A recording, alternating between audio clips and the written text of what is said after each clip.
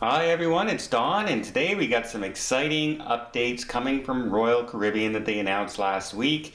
And it regards ships, it regards all different continents, and it regards the whole new private island idea they have going on. So what am I talking about? Well, I'm going to get into it right after this.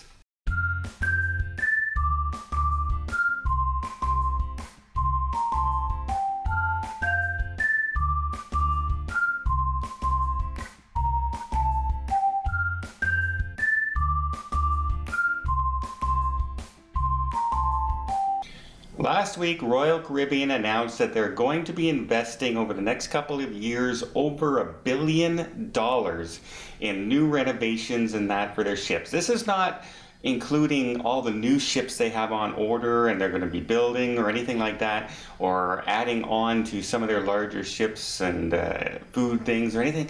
This is just extra stuff that they're doing to help bring in more business. And one of the things they're looking for is to cut into the market that Carnival kind of has right now with that short excursion, you know, those 2, 3, 4-day trips on the weekends, and get you out just a couple days on the ocean and then back in there that families can afford, and you're on a smaller ship and it's a little more budget friendly. So Royal Caribbean is putting lots of money into renovating all of their smaller ships over the next couple of years.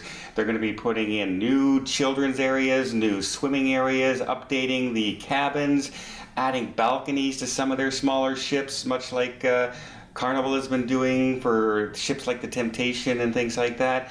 They're going to be renovating the food court areas and basically giving their older ships a whole new fresh appeal, and hope to get into that market of those short excursions.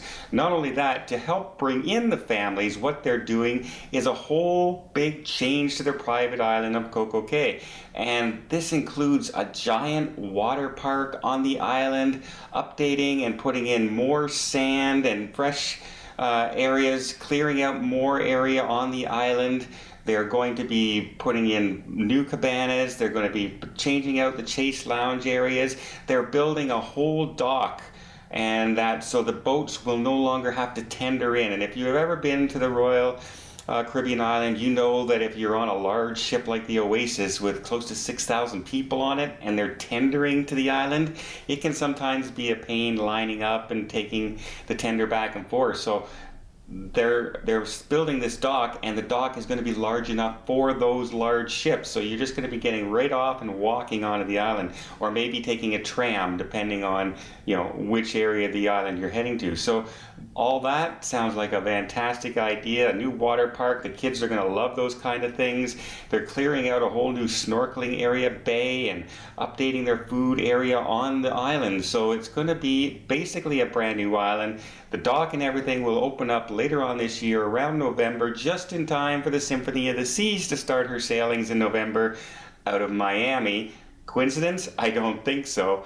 Not only that, the new areas like the water park and everything are set to open up earlier next year, and then the grand opening will be in November of 2019 for the entire island. So looking forward to seeing what those changes are when those occur.